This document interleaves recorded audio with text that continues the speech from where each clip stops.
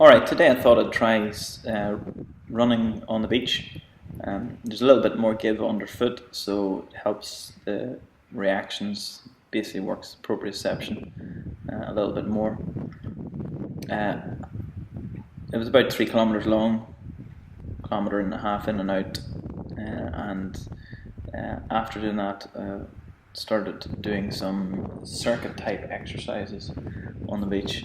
A couple of these might be considered plyometric exercises, which are used to increase the force and speed of contraction.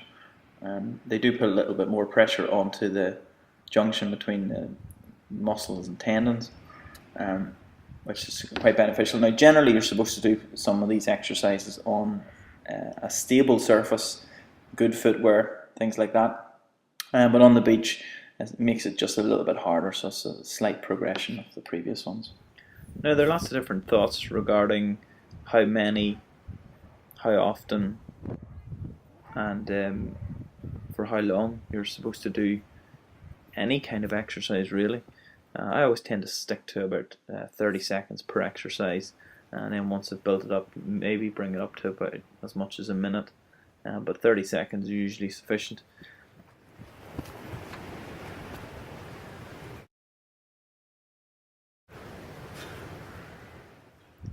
It's good to then add 3 to 5 different exercises into a routine, just to use slightly different muscles.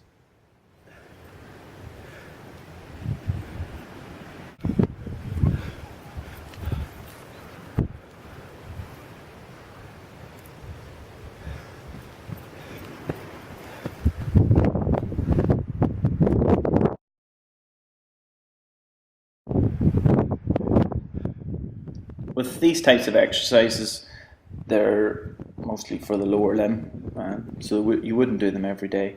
Every second or third day would be appropriate.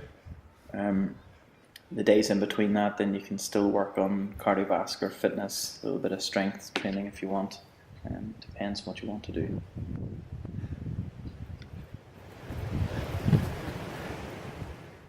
That's why I tend to mix the exercises between stretching, cardiovascular, static exercises, strengthening exercises, and the agility type of exercises.